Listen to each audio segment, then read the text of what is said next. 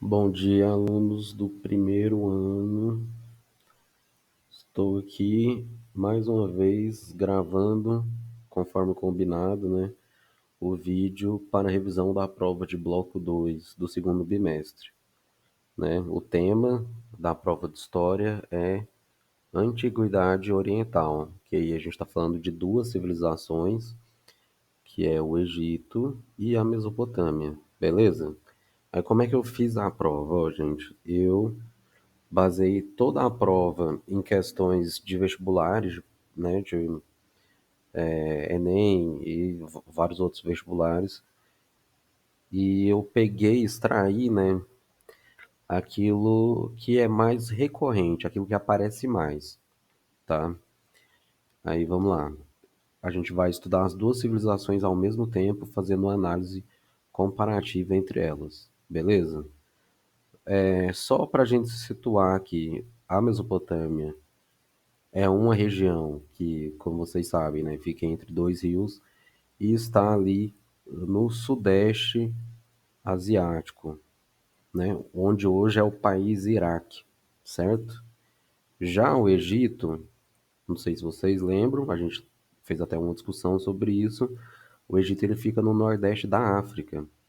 Então a gente está falando de civilizações orientais justamente por conta dessa localização geográfica, ok? Aí o primeiro ponto de encontro entre essas duas civilizações, o que elas têm em comum é que ambas são sociedades agrícolas, né?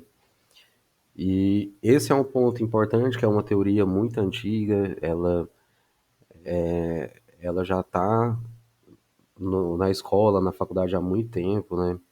Que é a teoria de que o rio, né? Aí a gente está falando dos dois rios da Mesopotâmia e o Nilo do Egito, ele dava as condições naturais para a prática agrícola, né? Então a gente tem aí duas coisas que vocês precisam entender. A primeira é que a sociedade, tanto do Egito quanto da Mesopotâmia, são sociedades agrícolas. Aí eu estou falando que é uma sociedade que é autossuficiente, né? Que ela sobrevive a partir da sua produção agrícola. Ela é autossuficiente. Não é o caso, como a gente está vendo agora, da Grécia, né? A Grécia é uma população que depende do mercado. Nós aqui, brasileiros, também, apesar de sermos é, uma, um país, né, que é um dos maiores produtores, se brincar, o maior produtor de alimento do mundo, nós dependemos da nossa sobrevivência, nós dependemos do mercado. Então, nós somos uma sociedade de mercado, não uma sociedade agrícola. Essa é a principal diferença. A nossa dependência está mais no mercado do que na nossa prática agrícola. O outro ponto é entender quais são as condições para que essa atividade agrícola seja desenvolvida. E aí, gente, vale lembrar que o rio é um fator, né, determinante para a boa produção agrícola nesse período, porque aí a gente está falando de uma sociedade que não tinha a tecnologia que a gente tem hoje para fazer correção do solo, né, e fazer uma irrigação, enfim. Então, eles dependem das condições da natureza para que a prática agrícola dê certo, né? E aí a gente tem as cheias dos rios que vão ajudar, né? Vão levar nutrientes para o solo. A gente tem um fator climático favorável, né? A umidade do rio, ele ajuda, né? A manter um clima, um tempo, né? Meteorológico melhor, porque ele contribui para a umidade na atmosfera. A gente tem a irrigação natural, eles vão fazer canais de irrigação. Essas duas sociedades, eles têm um sistema complexo de técnica agrícola, né? Então, esse é o primeiro ponto. O primeiro ponto da prova é vocês entenderem como essa atividade agrícola é importante para essas duas sociedades, do ponto de vista de que elas dependem, a sobrevivência delas dependem da atividade agrícola, e o porquê que a gente faz a gente chama de sociedades fluviais, né? Faz esse link entre a atividade agrícola e os rios, né, a proximidade dos rios. E aí a gente tem vários fatores, né, que permitem, que dão condições para a prática agrícola. Então, o rio é um fator determinante para o desenvolvimento da atividade agrícola dessas civilizações. E aí, se a gente for falar de agricultura, eu acho que vocês, se não lembram, vão lembrar agora, mas a agricultura ela foi inventada no Mesolítico, né, no período da pré-história.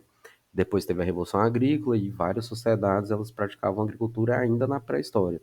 A agricultura ela existe antes da história antiga. O que vai existir agora na história antiga que não existia na pré-história, que a gente até discutiu, que é um problema, né? É a escrita. Um problema por quê? Porque fica parecendo que pessoas que não desenvolveram a escrita, elas não têm história, né? Elas são povos pré-históricos e a gente sabe que esse termo, né, ele induz ao erro, né? Induz a uma interpretação preconceituosa sobre sociedades que não possuem escrita. Mas aí a gente tem, tanto na Mesopotâmia quanto no Egito, a produção escrita de documentos, de narrativas, de poemas, e de uma organização religiosa, de uma organização burocrática do Estado por meio da escrita, né? E aí a gente diferencia essa escrita da Mesopotâmia, que a gente chama de escrita cuneiforme, porque como vocês estão vendo aí na imagem, ela era feita em pedra, certo? Ela era feita a partir da cunha, né? Eles martelava, ia, enfim, ia escrevendo. Já a escrita egípcia já era produzida no papiro, que é uma planta que eles utilizavam como papel, né? Eles produziam, né? Eles trabalhavam essa planta para ela se transformar num papel. Então a gente tem dois tipos de escrita diferentes, né? A mesopotâmica é a escrita cuneiforme e a egípcia a gente tem aí esses três sistemas de escrita que são como se fosse, né, três tipos diferentes de alfabetos, de símbolos, né? Que o demótico, por exemplo, é mais utilizado pela população em geral, por comerciantes, todo mundo, né? Agora o hieróglifo é mais para uma elite da sociedade que sabia utilizar para a escrita de textos religiosos, né? A leitura de textos religiosos. E aí a gente tem né, um sistema de desigualdade social presente no sistema de escrita. Não sei se vocês conseguiram entender, né? Outro ponto importante que eu cobrei na prova são as fontes históricas, certo? Porque é importante que vocês identifiquem, né, esses vestígios e vocês saibam como analisar uma fonte histórica. Porque, aliás, né, a fonte histórica é a prova de que aquela história é real, certo? Elas são as provas, os vestígios do passado. E aí eu coloquei uma fonte histórica de cada civilização. Aí da Mesopotâmia eu coloquei o Código de Hammurabi porque é o que mais aparece em provas e vestibulares disparado, né? E aí lembrando que a gente chama de código, mas não é uma lei no sentido que a gente conhece hoje. Uma lei que foi sistematizada e feita a partir de um processo legislativo, né? Não, na verdade foi o rei Hammurabi, ele deu algumas sentenças para algumas situações, arquivou essas sentenças para que o próximo rei pudesse saber como agir diante de cada situação. E aqui a gente tem um trecho da lei que a gente leu em sala de aula também, por isso que eu não vou ler agora, mas aí mostra a desigualdade também presente na sociedade mesopotâmica, porque cada pena dependia da condição social da pessoa, né? Um escravizado, ele não vai, né, receber a mesma punição do que um cidadão livre. E aí, sobre Egito, eu coloquei a Pedra de Roseta, porque é uma das fontes históricas mais importantes para se estudar o Egito, porque foi graças a esse monumento, a essa pedra, que foi possível, né, a tradução do hieróglifo, ou seja, a tradução dos textos que estavam em hieróglifo só foi possível por conta do descobrimento dessa pedra de Roseta, né, que foi achada pelos franceses. Enfim, gente, no mais, a prova, o conteúdo da prova é esse. As coisas que eu não falei aqui e estão na prova, tem texto de ajuda, tem texto de apoio que você vai ler, interpretar, né? Então, de conteúdo mesmo, de informação que você precisa memorizar, são esses processos que eu falei aqui. O resto aí é com vocês, a leitura, a interpretação durante a prova, beleza? Boa prova para vocês, gente. Até segunda.